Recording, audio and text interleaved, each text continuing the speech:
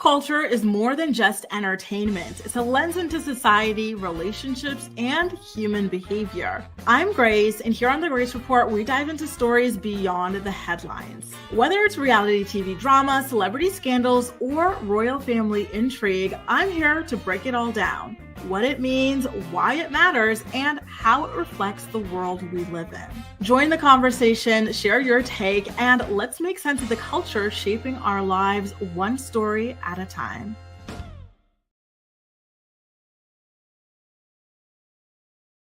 It is so nice to see you here for another morning report. This is our final one for the week. I can't believe it is Friday already. Do you have any amazing weekend plans coming up, anybody? For myself, we're currently in sale season right here in France and Europe in general. So basically, like pretty much every store here has everything on sale. So after I finish this stream, I'm going to go shopping for perfume, some more clothes, some skincare, hair care products, and whatever else I might find. So that's kind of exciting. Then of course I'm going to do some Friday night Pilates. I do it every Friday night at 8:30 p.m., which is wild, but c'est la vie. I try to get a 7:30 slot, but it's always booked. So 8:30 is my new thing. It's so nice to see my regulars, Boss Lady, Theo, Ali, Kahara, Shemjen, Ona. Nice to see you here. Danelle is here as well. Whoop, whoop, whoop. So happy to see all of you. I think this is the first time that we've done like a full 5-day week of the morning report, because when I started it, it was just ahead of the holidays and I don't stream during like, New Year's Eve, New Year's Day or whatever. So there's always been a little peak here. Guys, we've got so much to talk about. First of all, I have a question for you. Do you remember the Kony 2012 first ever viral social justice campaign?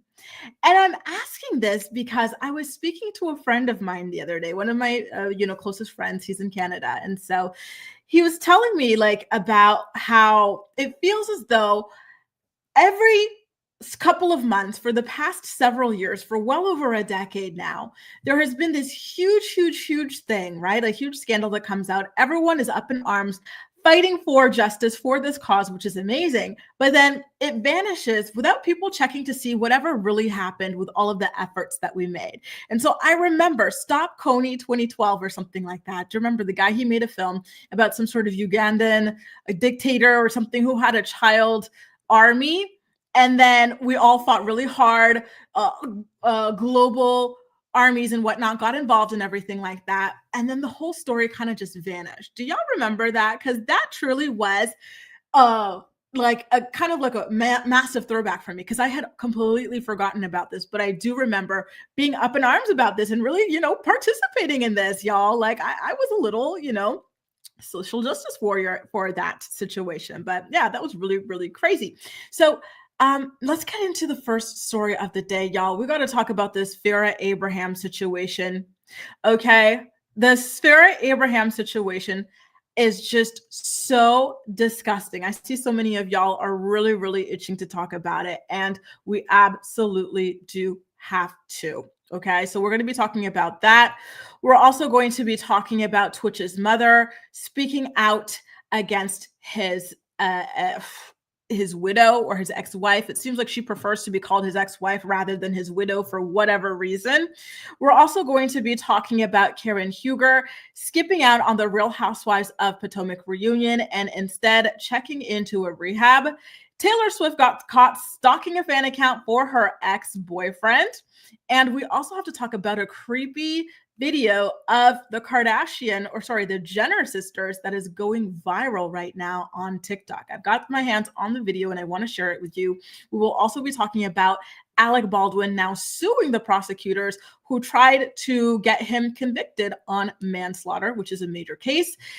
Megan Thee Stallion being granted her restraining order against Tory Lanez, Chance the Rapper settling his divorce, and Bozoma St. Paul from the Real Housewives of Beverly Hills, unfortunately losing her home to the California wildfires. Okay. Now, the first story on our agenda is, of course, Twitch. So as you guys are aware, Twitch passed away 2 years ago by suicide, and his widow, Allison Holker, has been accused by his family and his friends, several people, half a dozen, if not more at this point, of forcing his own mother and other family members, including his brother, his best friends, his cousins, to sign NDAs in order to attend his funeral. And apparently the mother even had to sign that NDA before the funeral. She wanted to see his body, and Allison leveraged that in order to get her to sign an NDA. And it seems as though Allison had everyone sign this NDA so that she could eventually write this book to profit off of his passing. She's saying that she wants to bring help and healing to other people. But if that's the case, then why did you have people sign an NDA? Because these people would be able to bring that awareness that would help bring health and healing, right? Very, very weird stuff. So we already know that other members of the family spoke out, but now, as we've all been waiting for, his mom is now setting the record straight, and she is threatening legal action. It seems to be against not only Allison, but the publisher of this book as well. So let's take a look at the message that she shared to her Instagram page about this entire ordeal. Kony Boss says, and I quote, "Our family is absolutely appalled by the misleading and hurtful claims made about my son, Stephen Boss.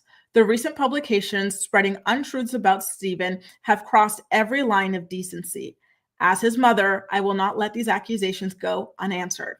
We will not stand by while his name and legacy are tarnished. He doesn't deserve this, and the kids don't deserve this. For the last 2 years, I have remained quiet and away from the public eye to protect my family. My primary focus has been on healing and attempting to remain connected to my grandchildren. But when I read these dreadful claims about my baby, our beloved Stephen, I realize I could not stay silent any longer. Our family will ensure his name and memory are protected, and we are committed to defending his honor. Kony Boss Alexander." And a bunch of hashtags in honor of her son as well. Listen, I commend her for coming out and standing up in public, because it has already been said, aside from the NDA thing, it's also been said that Allison has been keeping the children not only from their grandmother, Kony, but from other members of the family as well. And so I'm sure that she's scared that by speaking out and by taking action, that Allison is going to retaliate by limiting her access to her grandchildren even further. But at the end of the day, for her, she wants to maintain that connection, speak respectfully against what Allison is doing. So for those of you who are not aware, Allison is publishing a book. And so she released an excerpt exclusively to People magazine, and she did a cover story in which she claims that Twitch was a hardcore drug addict. She said that she found lots of drugs in their closet. She said that he had been a victim of childhood SA, all sorts of things that he never told her and never told anyone, according to herself. So now, of course, people are wondering, well, if this man never told anyone, not even you, what gives you the right to go ahead and publish that in a book? And if you are trying to help other people, raise awareness, save lives, why is it that you're the only one who is allowed to share this story or any stories about him and not his family at all, right? And why are you doing this for profit? Because when you put something in a book, right, and what is the book going to cost? $25, $30? There are people who will not be able to access this book because they do not have that money to spare. So who deserves to have access to that sort of information, right?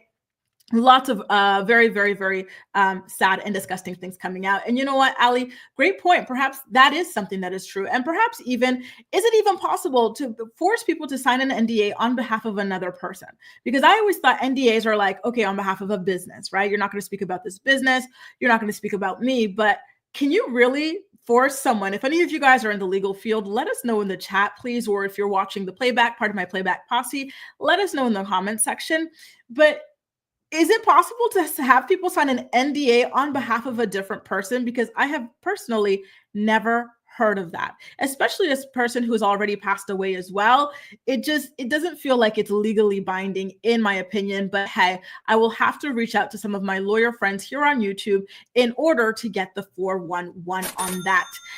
By the way, we've got a super chat here. Thank you so much, Rain Goddess, for your super chat. She says, "Hey, pretty lady, been watching you for ages. By the way, do you call us coat report?" You know what, guys? Am I not enunciating properly? Because I say co-reporters. You know, like I'm a reporter and you guys are my co-reporters. You know how Wendy's got her co-hosts? You guys are my co-reporters. So that is what I'm saying. Thank you once again for your super chat. It made me laugh, that's for sure. And I do get this question a lot, so I keep trying to over enunciate, but apparently it still ain't working.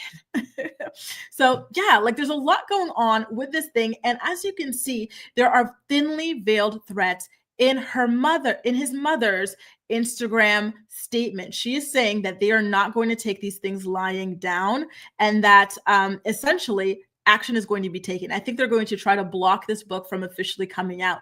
Allison only released a teaser. It has been published. Give me one quick second, you guys. Sorry, I've got someone at my door. I'm going to play you guys in advance the Kardashian video, okay? Because that is a topic that we're going to be talking about later on. And it's kind of a little bit of a long video. So let me go ahead and play it for you guys on a little bit of a loop while I answer this door. So sorry, you guys. If I see you lift up your shirt one more time, talk about Girls Gone Wild, you're gonna be grounded. You're gonna get grounded. It's more like a belly button show.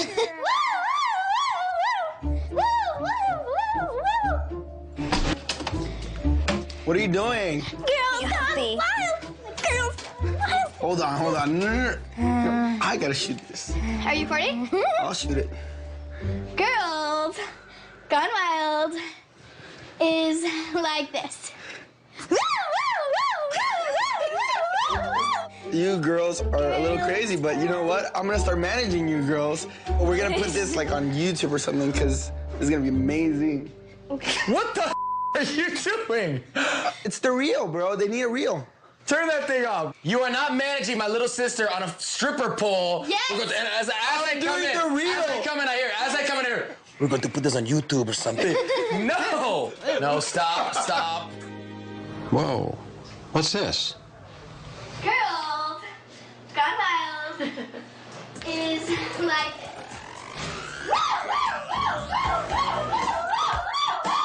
Honey, Yeah. come in here. Kendall, Kylie. I'm gonna kill Brody.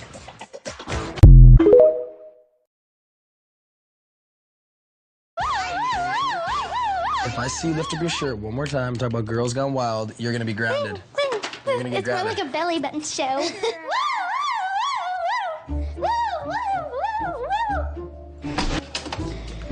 What are you doing?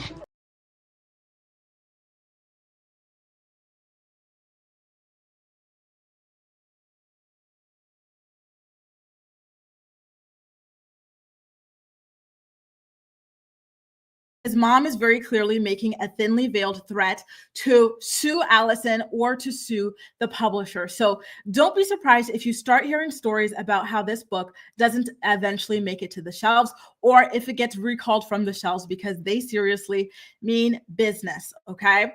Now we're going to talk about Farrah Abraham from Teen Mom.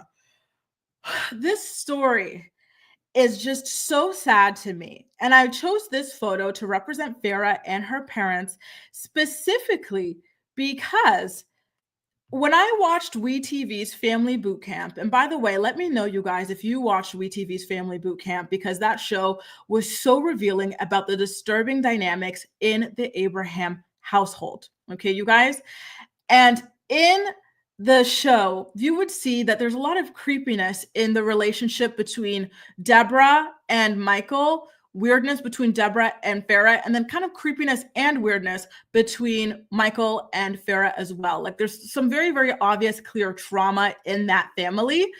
And watching it be unpacked was really, really hard. And there was also a moment where one of the psychologist experts from the show, she had Farrah speak to her one-on-one and had Farrah kind of talk about all of the traumas in her life. And I think some of this trauma involved her parents, right? Because that was the theme of the season of the show, Family Boot Camp. And the Dr. Jen, who is a psychologist, she said that the stuff that Farrah had gone through was some of the most horrific stuff that she had ever heard of. And so I'm sorry to even say this, but when this story is coming out and Farrah is claiming that her parents helped broker the deal for her X tape when she was only a teenager, I feel like there was some kind of actual abuse in that family between perhaps Farrah, the father, and Farrah, and perhaps the mom knew about it as well. Right? I get that vibe, and it just makes me so uncomfortable. right? Like, and then there was also some information that came out in the past about some of her father's kinks. So Farrah's father, he used to be dating this girl, and then they broke up, and she started leaking some of the text messages that they had exchanged online, or some of the web chats that they had online. And in these messages, Farrah's father, who allegedly helped broker her X tape, was talking about being into daddy-daughter kinks. And when I heard that, this was years ago that this information came out, my stomach dropped and it turned and it twisted, and I felt disgusted because it felt like a confirmation of the weird vibes that we always had. The anger, the visceral anger that Farrah has towards her father and towards her mother. To me, I feel like this would make a lot of sense, right? So Farrah revealed the information, and these are just claims. None of it has been confirmed, although I do have a photo that all but confirms it in my mind anyway. She was on the Holly Randall Unfiltered podcast when she said that she handled the tape as best as she could. I felt like I handled it with grace compared to what I really know that I went through. I think some other people were like, yeah, Farrah, make the best out of it. And that's kind of really where my parents stood. So I had my dad come with me and my daughter, and I'm just like, I'm a young teen mom. This is how I handle it. It's not like I have Kris Jenner and the Kardashians forging some celebrity X tape deal. And the website that released the tape was called Vivid Entertainment. And in their fun fact section, they kind of claimed that she earned about 1.5 million. That's a guess. That's an estimate, you guys. But that's a lot of money to be making from this. And again, I find it very, very creepy that her parents would have been involved in the brokering of this tape. So now when you talk about her father being there to help negotiate it, here you go. So we knew that the dad was there at the round table, right? We knew that her daughter was there at the round table. How many of y'all remember this? This is a screenshot I took from TMZ, but there's a video there. You guys can go ahead and type the title of this story if you want to go ahead and watch the video. But there's a video of her, him, and her little girl walking into an adult industry office. Imagine bringing your daughter to a corn office. Good morning, Trin. Nice to see you here. Welcome to your first live. Imagine bringing her, and look how young she is. She is being brought into this. They obviously called the paparazzi as well, because the paparazzi is not just casually hanging around corn offices, right? So this was the desperation that was there to be famous and to make a name for herself. And it was so big. And I don't think that she was the only driving force there. I really, truly think that both of her parents thought that she was going to be the next Kardashian or Hilton or whatever. And so they did everything that they could to try and propel this in that direction. And I'm scared for Farrah, because obviously whatever she's gone through in life has fried her brain. The way the woman speaks, she cannot even put together coherent sentences. She's got a lot of rage built into her, and it's just always bubbling under the surface as well.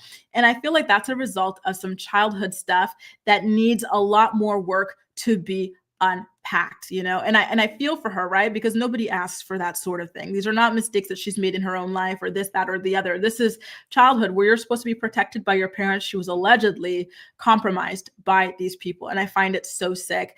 I'm going to be going back and rewatching this season of Family Boot Camp, just because now I am on high alert now that she's really saying all this stuff about the family and the parents' involvement in her quote unquote celebrity X tape.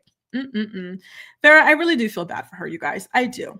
She's got a lot of issues and everything like that in life, but it feels like she never truly had a chance given who her parents are at the end of the day. And that feels extremely unfair. Now, you guys, there was a picture that went viral last night, and it is a photo of the Real Housewives of Potomac reunion seating chart.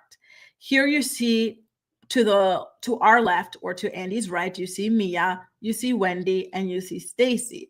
And then to our right and his left, you see Giselle, you see Ashley, and you see Kiarna. But noticeably absent from the seating chart is the Grande Dame of Potomac, none other than Miss Karen Huger herself, who recently was convicted of a DUI and several other driving related and alcohol related charges. So obviously RHOP viewers are upset that she is not showing up to face the consequences of her actions here on the show, here at the reunion. And now, in true Karen deflection fashion, she found the perfect excuse to get away from this. And a lot of people are wondering if she's going to be getting fired from the show. But I got to tell you guys, just from having dated a lawyer, and we used to watch How to Get Away with Murder together, and he would be pointing out some of the things that were like odd or illegal in the show that were just not accurate. So I retained this information about alcoholism from chats with him. So shout out to that POS. But Karen, now that she didn't show up for this reunion and instead is checked into a rehab, she has made herself unfireable, because alcoholism is a disease, is an illness. So if you were to fire someone over alcoholism, they do, it depends on where they are, but I believe this is in her area as well, in the DMV, they can have grounds to sue you for discrimination. Again, if you guys are in the legal field, let me know in the live chat, or if you're part of my playback posse, my VOD squad, let me know in the comment section of this video, okay, you guys? But Karen, I think she really, truly has saved herself. This was a really, really good play. I think she did this because she didn't want to be held accountable for her actions. And I think perhaps her lawyers also told her, this is the best way that you can shield yourself from a firing. Because typically in the Real Housewives universe, if a housewife does not show up for the reunion, she is subsequently going to be fired. Okay.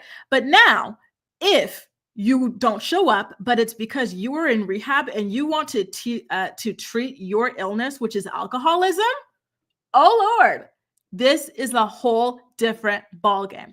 And so people have been asking, hey, will Karen be fired because of her performance, her lies, her this, her that, all sorts of things, right? Or her actually being convicted of a crime? The answer to that typically is no, because there have been other Real Housewives stars, most notably Teresa Giudice and Jen Shaw from the Real Housewives of Salt Lake City and New Jersey, who were convicted of crimes and who continued to be, well, Teresa, she continued to be a Real Housewife, right?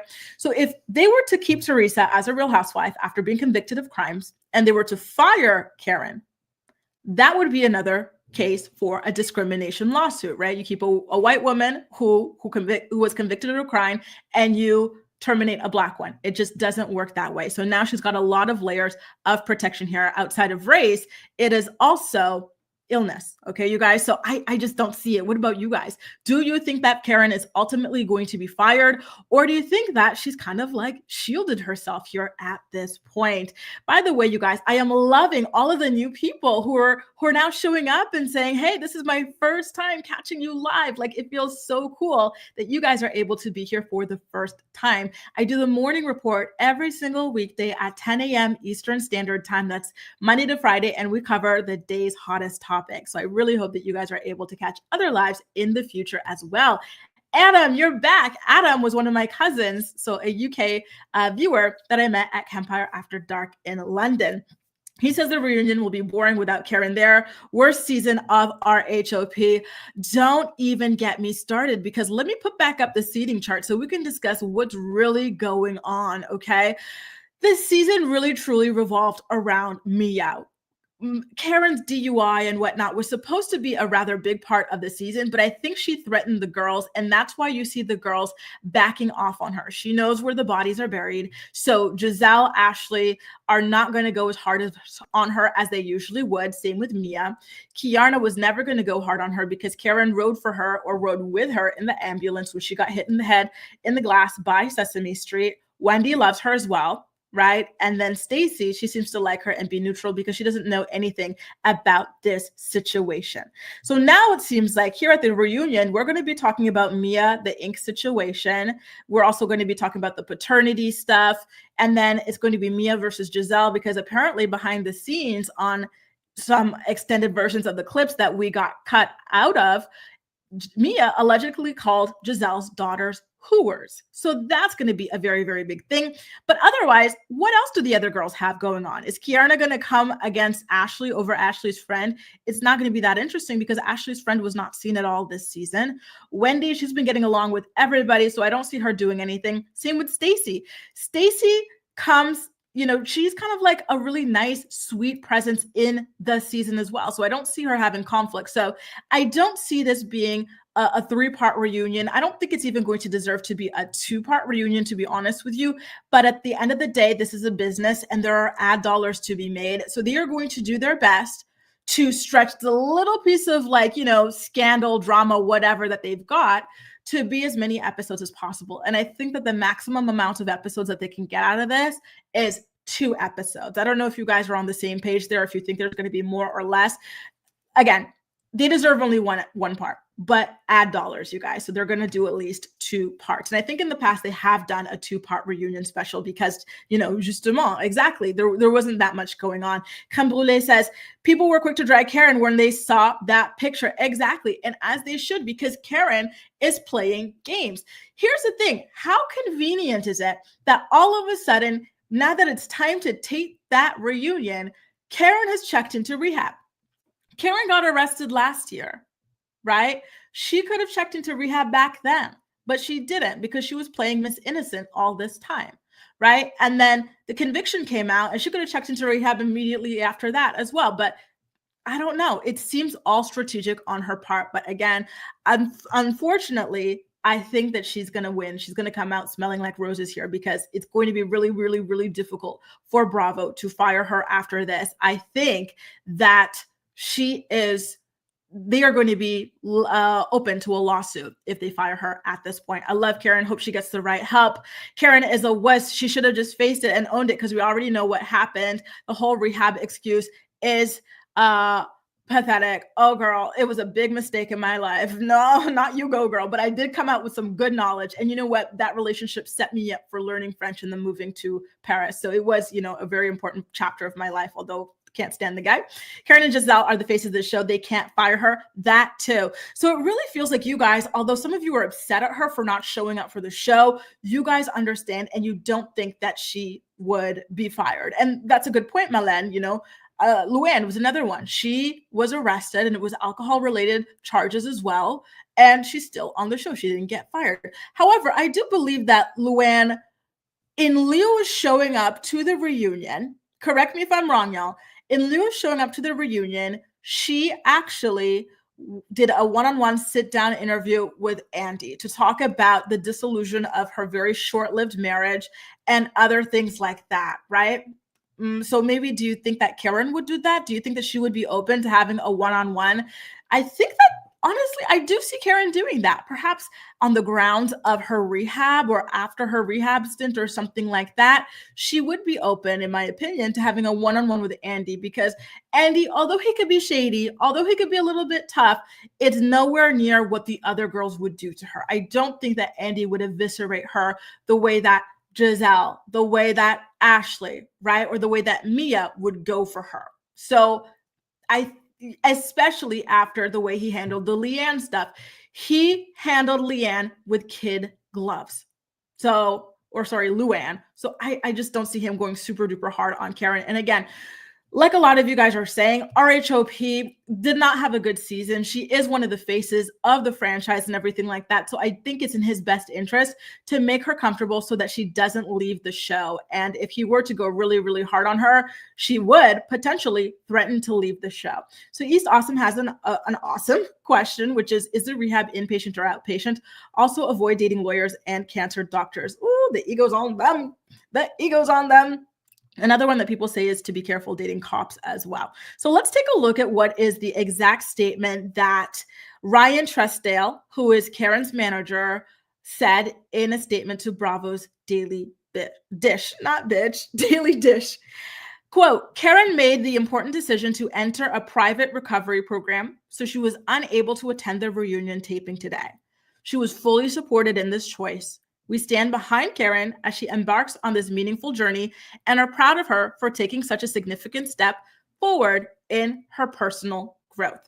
So it seems as though this is an in-treatment rehab program, which I think is good, right? I think that this is what's best for people like Karen, who are allegedly on their 4th DUI. So on her record, it doesn't officially show that she's had 4 DUIs, but according to Charisse and other people in the DMV who know Karen and her reputation of allegedly being a lush, she has them. And some of them she was able to plead lower so that, instead of, for example, a DUI charge, it was kind of like a drunken disorderly type thing, like that sort of stuff, so that it doesn't look as bad as it truly, truly is. Okay, you guys. So listen, Karen, at the end of the day, alcoholism is a disease. Alcoholism is an illness. It sucks. It's terrible that she has gotten behind the wheel, that she has driven drunk on more than one occasion. It really, truly does. And I hate that. And I cannot stand drunk drivers, especially in light of that story that came out over the fall, right? Do you remember that story? There are some NHL players. They were all getting ready to go to the wedding of one of them. And on their way there, they got hit by a drunk driver and they pass away. One of them had a child on the way, and the child was just born after his passing recently, just a couple of days ago. The other, he was the groom for that wedding. All gone. Other members of their family and friends gone, thanks to a drunk driver. So I truly, truly, truly detest drunk driving. But at the same time, I do recognize that it is an illness. And I do hope that this rehab stint is going to help put Karen on the straight and narrow so that she does not do this ever, ever again. In fact, here's my thing. Karen, you're married to the Black Bill Gates. You say he's so, so rich, and now you're making a lot of money on RHOP. Why don't you go ahead and hire a driver, right? I feel like she should be driving Miss Daisy. Have a driver to take you everywhere, like the New York girlies, right? Bethany had a driver taking her everywhere, and she's never had a DUI. Why can't rich Karen do that, right? It's crazy. And yes, Adam, I agree. The Commonwealth citizens should stick together. So shout out to anybody else who is a part of the Commonwealth, although we should end the monarchy. Now, you guys, let's talk a little bit about Taylor Swift. This next story, you guys, it's kind of something that I did not see coming. I was minding my own business on the Twitter, and I saw that Taylor had been caught creeping on her ex. And I'm sure you all already know which ex it is. Yes, that one, Joe Alwyn. She wasn't creeping on his particular Instagram, but she was creeping on a fan Instagram page dedicated to him. And Taylor, you're supposed to have a Finsta for that sort of thing. You're supposed to have a Finsta. What are you doing watching on your public profile, girl? Okay, so I've got the screenshots for you guys. And unfortunately, okay, the girl who caught her creeping, she shared the screenshot, right?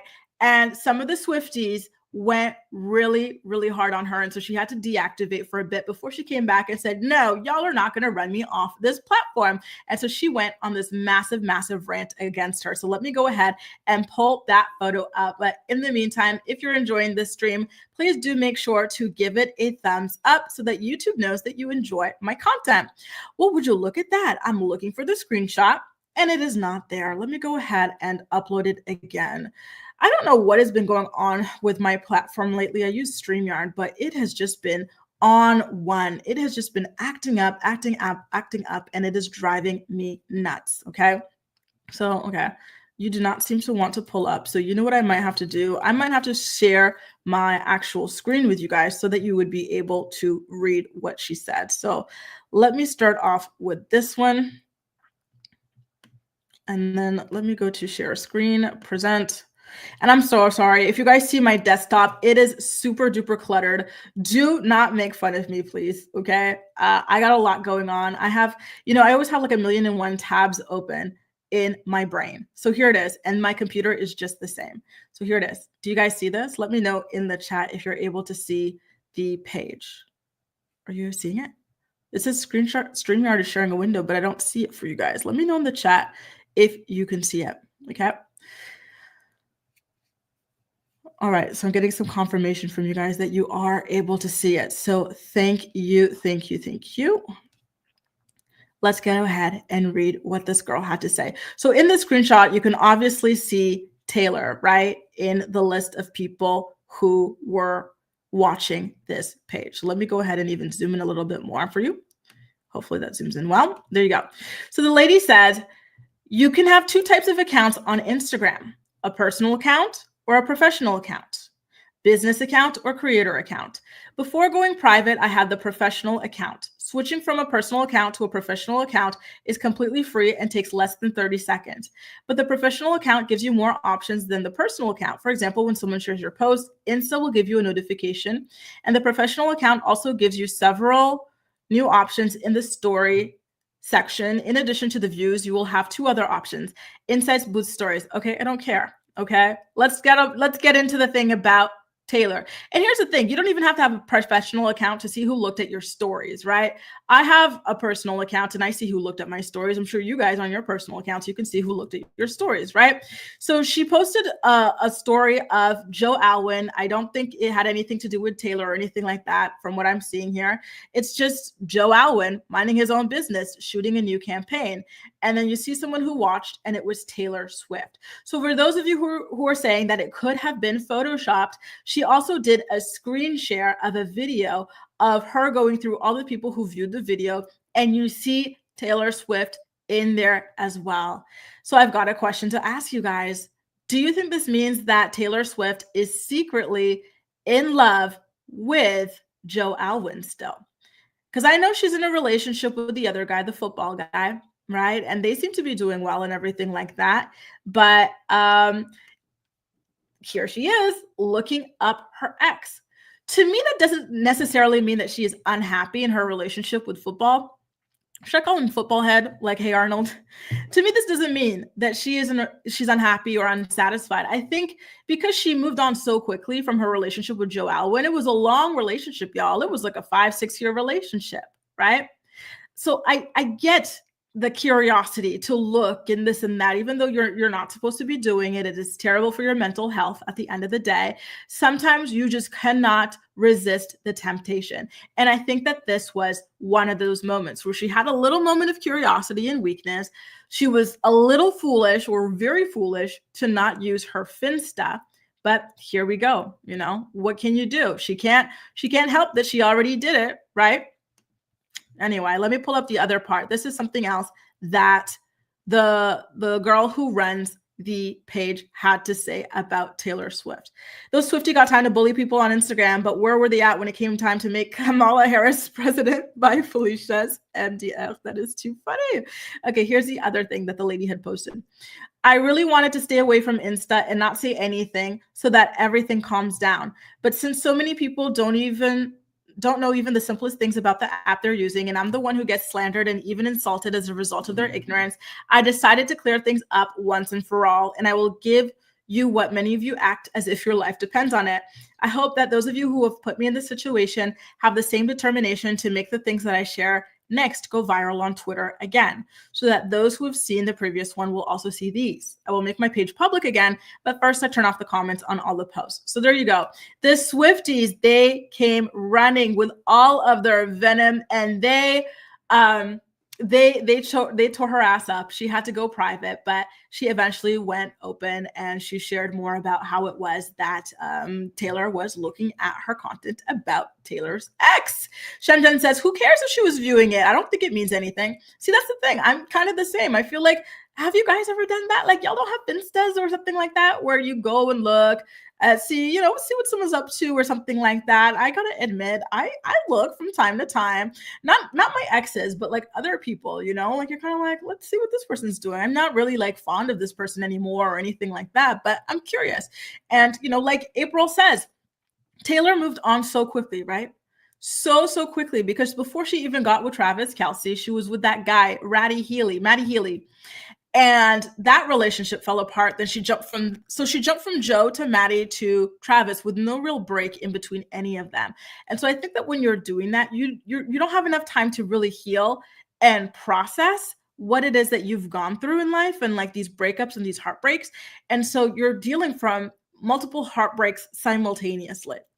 To be honest with you guys, I still am not sure that I buy that Taylor and Travis are a real relationship. I feel like Travis and his family have been monetizing and fame whoring so much based off of his association with her. even like the brother's wife is now launching podcasts and stuff. And the mom, she's like an influencer for Ziploc bags, y'all. Like they're really riding hard off of this association with her. So I get the vibe that like, that it's just an attention thing, but that doesn't mean that I don't think they will get married. I still do think that there will be an engagement this year. Will there be a marriage? Maybe. Why not? Why not? Why not? But I think that her real, true, authentic feelings were for Joe Alwyn and for Maddie Healy. Because remember, she did do an entire album dedicated to Maddie Healy. It was that Tortured Poets Department album, right? Like she was pretty much heartbroken and devastated over that guy, even though she moved on very quickly with this latest guy as well. I'm sorry, but she gives me a lot of whiplash with all of her bouncing around. I'm all for bouncing around and stuff like that, you know, but it's a lot, you know. She's bouncing around into long-term relationships, not like I'm going on a couple of dates here and there. She's very like serial monogamist, right? So voila, boss lady's on the same page. What about the rest of you guys? Let me know in the chat, or if you're watching the playback, let me know in the comment section. Do you believe that Taylor Swift and Travis Kelce are a real relationship? I genuinely feel like they're both using each other. And here's the thing, I actually like Taylor Swift. I like quite a few of her songs. I wouldn't go to watch her in a concert, but I do like a few of her songs, and I listen to a lot of them like very often too. But I think that she's kind of like using him, you know, so that she kind of looks like she got over the Joe Alwyn or the Maddie Healy situation.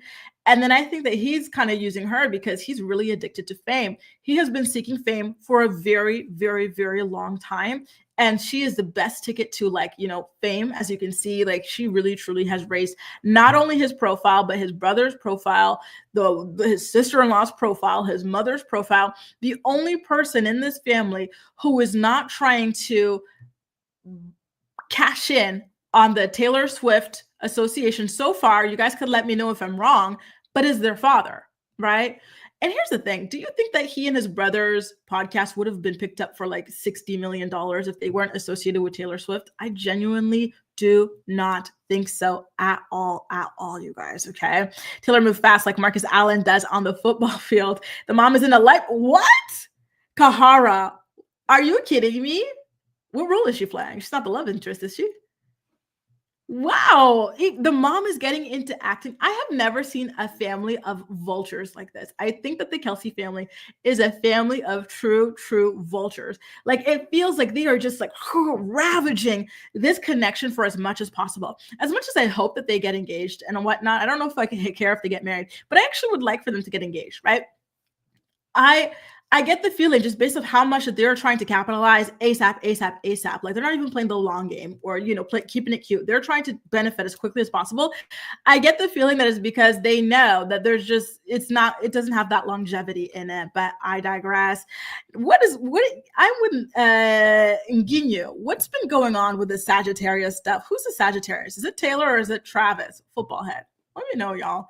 And what are y'all saying about Sag? I don't really know Sagittarius people too much. The only one I know is actually my mother. She is a November 27th Sagittarius. So if y'all got the tea on the Sag, please do let me know.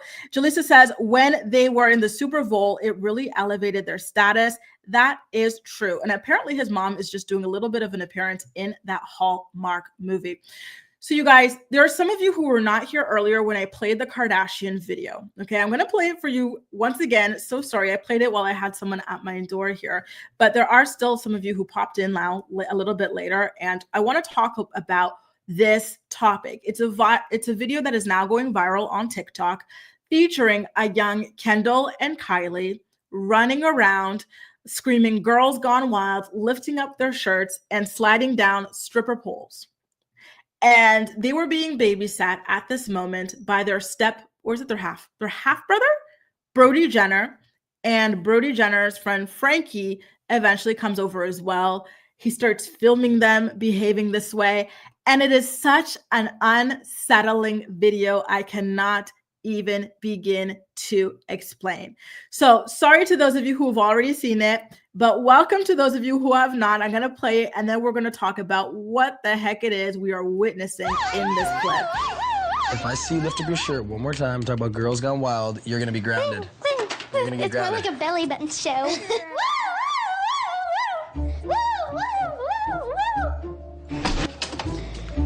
What are you doing? Girls gone wild. Girls gone wild. Hold on. No.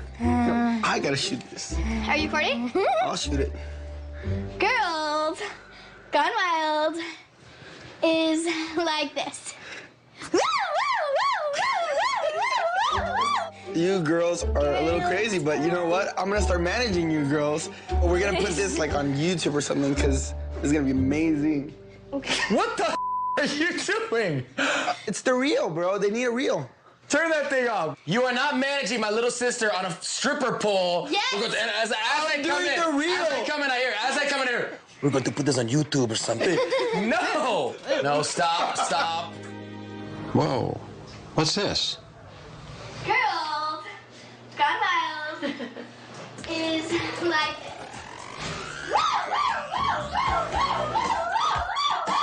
Honey, Yeah. come in here. Kendall, Kylie.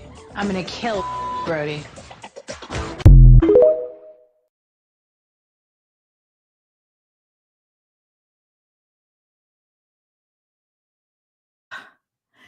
I'm still speechless over it because I think that Brody had the right reaction to the way that his sisters were behaving, which is to say, stop doing that, keep your shirt down, do not do it, or you're grounded, right?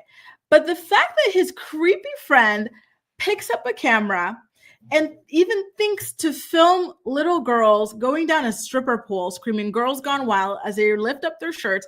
And at first, I don't know if you noticed it, but at first when they were doing it with Brody, it was really just to like, a little belly button. But when they were doing it with the Frankie guy, it went higher than the belly button. It was almost showing, you know what, right? So the fact that he was comfortable enough to film this and he's just standing there like, yeah, I'm going to be your manager. I'm going to broker a deal. And just the optics of it are so terrible. And the fact that the parents are so like, wow, honey, you got to see this. And they know that Brody's friend filmed this and they're not alarmed. And it's just like kind of like a casual ha-ha sort of moment is also weird to me. First of all, why is it that these little girls are even aware of Girls Gone Wild? Why is it that they know that the Girls Gone Wild, they lift up their shirts and show off their boobs? Like these kids have been overexposed their entire lives to such adult content. There's another clip of the Kardashians that's going viral on TikTok, and it is of the Kardashian family camping with Adrienne Bailon's family. And she's a cheetah girl who used to be dating Rob Kardashian. And it included the Jenner sisters, right? When they were really, really young, same age here. And Khloe is trying to make Adrienne's family as uncomfortable as possible. So she starts asking questions about sex, sexual positions, all sorts of things like drugs, alcohol, stuff like that in front of the kids. And she's using the F word and stuff. And it's just, again, another example of these girls kind of being damaged from a very, very young age, psychologically speaking, right? Like it's creepy behavior. The fact that there is no protection instinct there from like the parents when it came to Brody's friend filming that sort of video. Like, I feel like they should not have allowed that to air, right? Because you and I, we're watching it, we're going, wow, that's creepy, that's wrong. But there are people who are watching that, they're slowing it down, they're adding all sorts of creepy effects and stuff, they're pulling out their handkerchief, they're pulling out their lotion, So it's just, it makes me so, so sad. I really feel as though Kendall and Kylie never truly had a chance to be normal, right? Just based off of what we've been able to see on this show over the years and the fact that they were exposed so young and so vulnerably like that. I still cannot believe that the friend picked up a camera and made jokes as if these were like, adult women choosing to do this with like fully functioning brains, And hasn't it come out that Frankie over the years dates women who are, uncomfortably young for him as well? So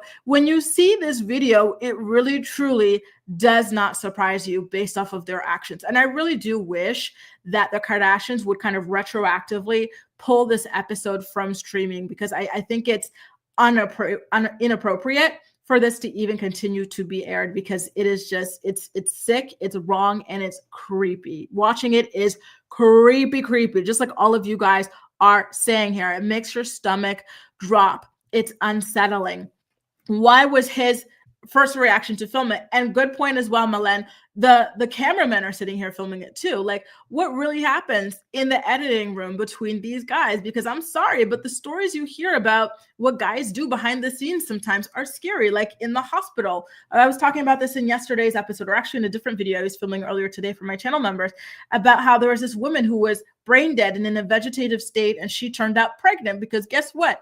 The creepy man who was supposed to be taking care of her, washing her, or feeding her, or whatever, he violated her, right? So there's a lot of creepy stuff that happens, and I wish that they protected these girls a lot better than this. It's really sad, and it's really disappointing the ways in which they have been exposed. Anyway, you guys, let's move on to Alec Baldwin. Alec Baldwin, as you guys are aware, he accidentally killed the cinematographer for his movie Rust. He was doing a test shoot with her. He was ordered to point the gun at her, by her, and to pull the trigger so that they could set up the test shoot, right?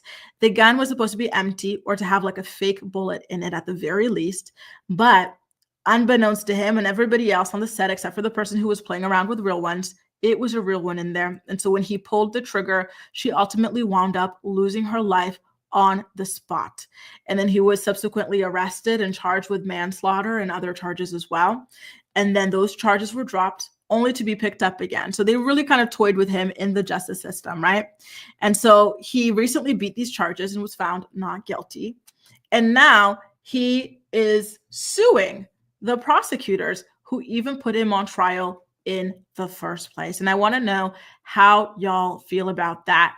Is Alec Baldwin well within his right to sue the prosecutors who were messing around with his case over the years? Okay. While you guys answer this, I am going to share what it is that he said in regards to why it is that he's suing them, or what it is that sources are saying here, okay? So shout out to Variety for this story. He's filed a civil lawsuit for malicious prosecution and civil rights violations involved in this shooting. And the lawsuit was filed just yesterday at State District Court in Santa Fe, where a judge in July dismissed the charges of involuntary manslaughter against him. So he says, and I quote, "Defendants sought at every turn to scapegoat Baldwin for the acts and omissions of others, regardless of the evidence or the law." There you go, you guys. And he says also that he thinks that it was politically motivated, or they just wanted to kind of like boost their profile by nabbing him, so to speak. Okay. And so I got to say that I do agree with Alec. I too get the feeling that that's what they were trying to do, just trying to make an example out of him in order to bring their name out there. And it was a shaky case because at the end of the day, yes, Alec was also a producer, but he was an actor first and foremost in this film. And it was kind of overkill. Forgive my saying that, but to charge an actor, at the end of the day, it was the armorer and the other people involved in that side of things who were supposed to check the props and to make sure that they were safe to use. In fact, they check it, right? And he confirmed with them that they checked it. So why go ahead and charge him with manslaughter when he was just doing his job as an actor, which was to listen to the director, pull the trigger, point it where it needed to be pointed so that they can go ahead and get that shot there. Okay. So yeah, honestly, I'm going to take a look at some of you guys' comments, by the way. Hamlet's Princess, have a great weekend. I will see you in the next morning report. Shem says the Alec Baldwin thing really pisses me off. I thought movies were filmed with fake weapons and ammunition. Me too. I thought it was like after the fact that they added these things in. It's crazy that the situation even happened, but how could it be his fault? Courtney says he is 0% at fault. That poor man, they need to be focusing on who messed up the gun. And I agree. So it seems like a lot of you guys are saying that he is well within his right to go ahead and sue them. And I gotta say, I agree. I really, really do. It was a really ugly time. I remember that. It was really, really hardcore. You know, the trauma of accidentally killing someone, then on top of that being painted as a killer in the press was not easy. And listen, I don't think his like strange wife jumping in front of every camera, faking that Spanish accent everywhere. Ven aquí, you know, it didn't help matters either, right? So listen, I'm going to follow this case. I'll let you know as it continues to make its way through the courtroom, how it ultimately ends up playing out. But I do think that he's got a case, but to be honest with you, I don't think he's going to win anything. I think that this is kind of just one of those principle sort of things. And you know what? Good for him. Go ahead and try your luck. See how that ultimately winds up panning out. So you guys all seem to think, or most of you seem to think, that he is well within his rights. But do you think he's actually going to like win money from this? Because as far as I'm aware, I don't know that he really wound up losing money, right? I don't think that he can show material like losses as a result of this. And I think that his reputation was already shot when he pulled the trigger, right? People were already on the internet and, you know, in television and in newspapers, really truly coming at him and like causing a big scene about him already. So I don't know. Gwen says, I hate our 3-tier justice system in the US. There's millions of innocent people who deserve a chance to sue prosecutors. Agreed. They tried to make an example of him. It was such a weak case. Yep. My problem is he is the actor, but where's the person? Exactly. So the armorer's name was Hannah Gutierrez, and she ultimately wound up being convicted. She is in jail, and she's been in jail for a couple of months now. I think she's serving at least 2 years, maybe more, hopefully more. And there were other people who their cases were not discussed as much, but there are other people sitting in jail as a result of this at the very least. So thank God for that. And like I said earlier, I will continue to keep an eye on this case. So don't forget, if you haven't already, to subscribe to my channel. I do the morning report every single weekday at 10 a.m. Eastern Standard Time. So if there's an update, I will be mentioning it here on the morning report. Okay, you guys? Now let's talk about Megan Thee Stallion and Tory Lanez. Y'all know he shot her. Then he wound up being convicted, and he is now sitting in prison over it, okay? Then his groupie rapper boyfriends are still harassing Megan. Some of his blogger friends are still harassing Megan. And so ultimately, she wound up seeking a restraining order against him, which I think is fabulous. And she was granted that restraining order. In fact, the restraining order is good for 5 years. It's not going to expire until January 9th of 2030. When she asked for the restraining order, she claimed that Tory Lanez had been harassing her from behind bars. And it was like a huge system of harassment that he carried out with some bloggers and other rappers as well. She provided some evidence to sustain what it is that she was claiming. And the judge decided that she provided enough evidence to prove that this man truly is trying to get back at her for him being in prison for the next 10 years, and that he's using people on the outside in order to do that. I gotta say, just based off of this, like Megan Thee Stallion stuff, that it's really sad to me that people will see this, right? They see that he was convicted. He was sentenced to 10 plus years. They see that now she's won this restraining order against him.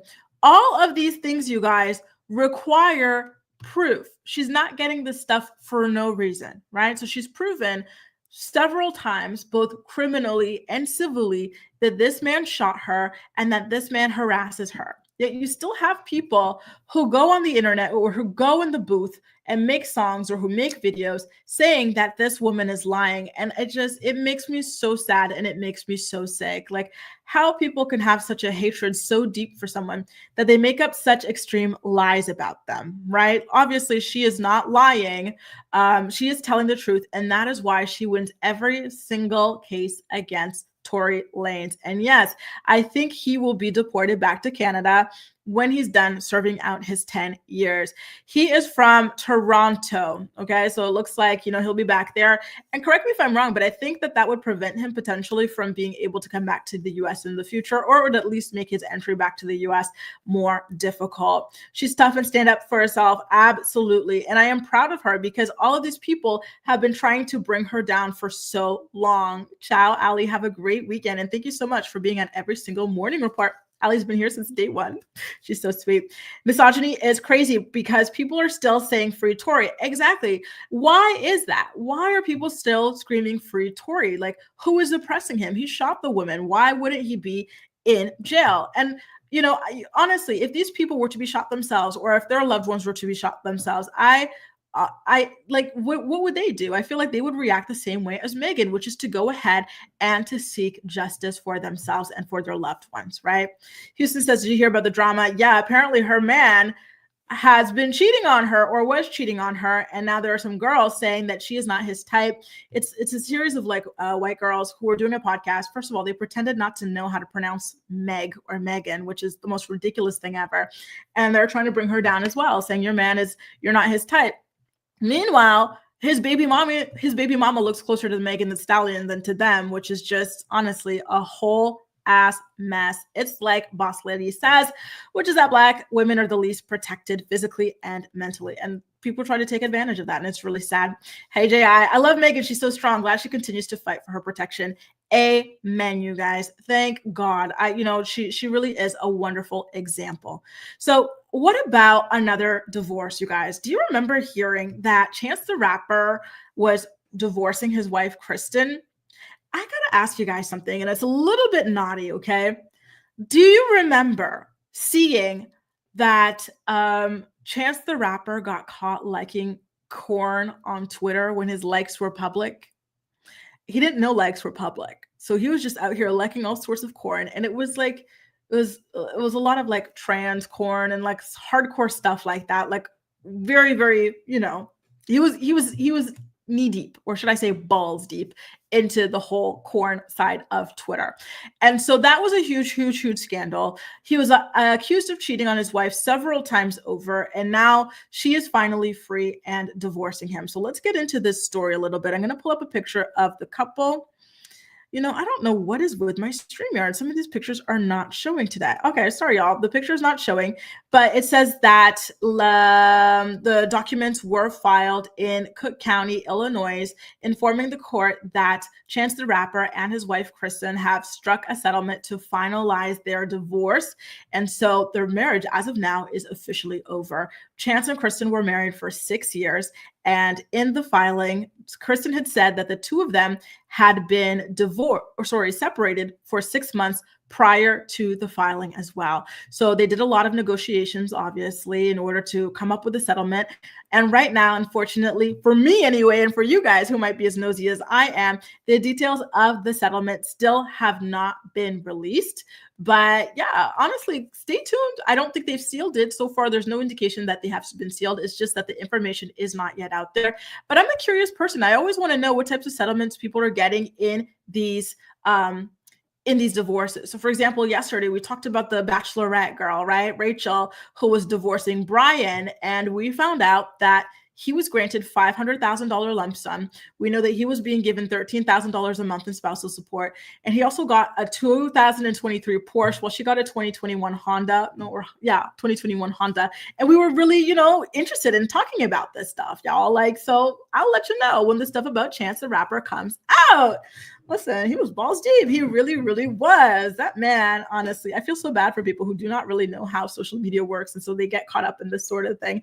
Speaking of, do you guys remember Love is Blind couple, which they might be separated right now. So stay tuned. I think I'm going to do some digging on that couple actually and see if I can get them for another morning report. But on the latest season of Love is Blind US, there was Tyler and Ashley. Tyler is a serial baby daddy. He claimed that he was a sperm donor, but that was not the case. And it appears as though those two are actually secretly separated. There were rumors that he spent New Year's in some city. I don't remember the city, and he was hosting an event, but Ashley didn't come with him. And there were other reality stars there, including Mario Lopez. And this was on Reddit, the Love is Blind Reddit. This lady said that she rode the elevator with him, and he said that he was single.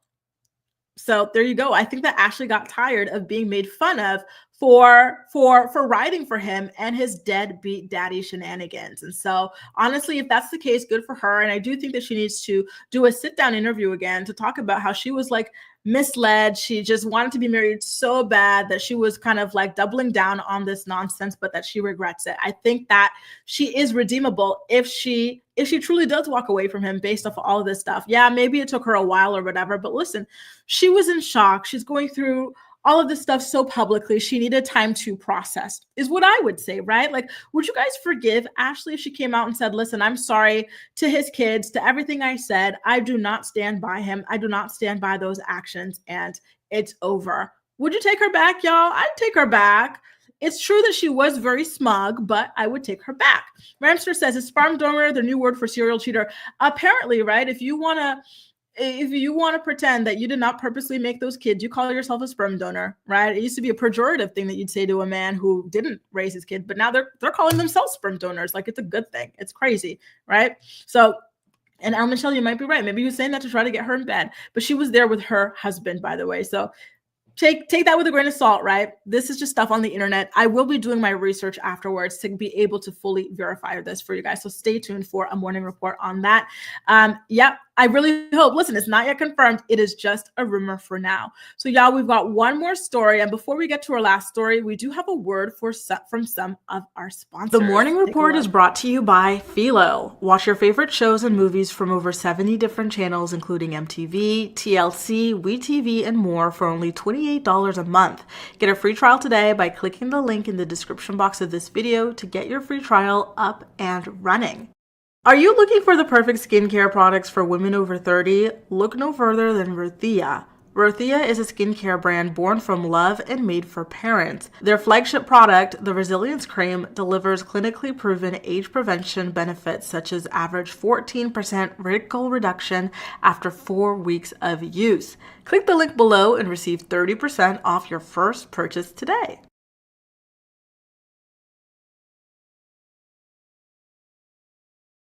Story, but before we get there, I got to talk about one of our sponsors. So you guys saw Philo there, right? They're a day one sponsor of our channel. Shout out to them.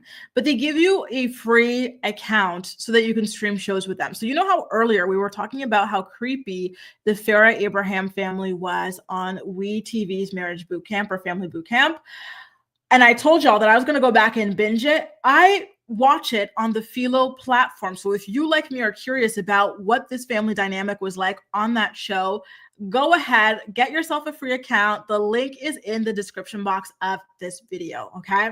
Now let's get into our final story of the day before we head off to enjoy our weekend, which, by the way, thank you all so much for tuning in from around the world. So the Real Housewives of Beverly Hills, obviously with them being in California and the wildfires unfortunately ravaging the state right now, people have been curious about what's been going on with their homes and if they're safe or not, right? So we've already heard now that Yolanda, the former Real Housewife, the one who had all of the lemons, who only eats one almond for dinner. She chews it really well so that it feels filling. Her house, the one with the lemon tree and with the iconic fridge, unfortunately burnt down. And now we're finding out that Bose's house burnt down. And I gotta say, this truly hurt my heart for Bose. And by the way, Yolanda didn't live in the Lemon house anymore. A different family did. So bless them and so sorry for their loss. But Bose's house was the house that you see on this season of the Real Housewives of Beverly Hills. It was decorated to the gods, to her taste. And so I am just so hurt for her. And this was like her house. This is not one of 20 houses. This was her house.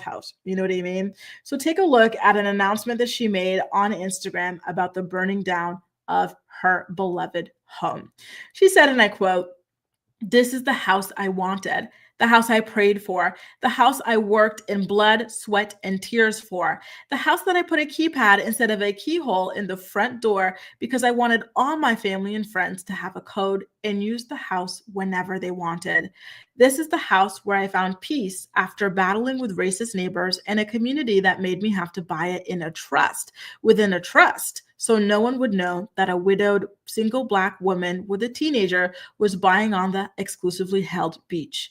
This was my FU I'm Here house, the house that I built a movie room dedicated to my sister so she could see her films in her own sanctuary.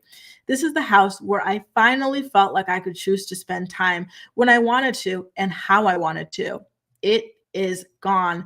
This is an unimaginable loss. I grieve with the rest of Los Angeles as it burns. And even though I found even words to write here, there's nothing that I could say in this moment to describe this feeling. I ask for your prayer for Lael and I God bless you.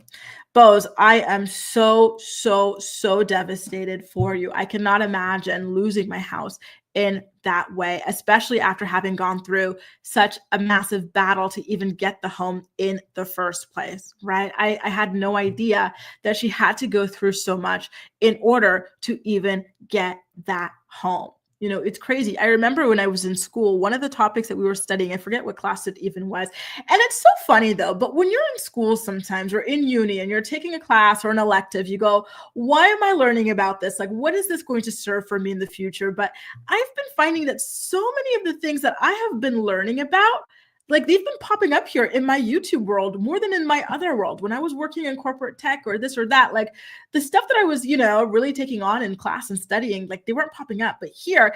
And this is why I feel like people do not give reality TV as much credit as they should. I feel like from a sociological perspective and just like a community and a global and a whatever educational perspective, there are so many things and themes here that can be explained via, you know, terms you learn in psychology, communications, and things like that, you know? So for example, with Bose's story, it reminded me of when I was studying about white flight, which is how neighborhoods, especially back in the day, but it still happens today. But when people in the neighborhood, typically neighborhoods because majority is white, right? In the US or in Canada, people feel okay. But when people of color start moving in, so when they start noticing there are too many, I don't know, Black people, Asian people, Arab people, Indian people, the white people of a neighborhood start to feel like the neighborhood has been devalued. They feel maybe like it's unsafe or this or that, and they move away.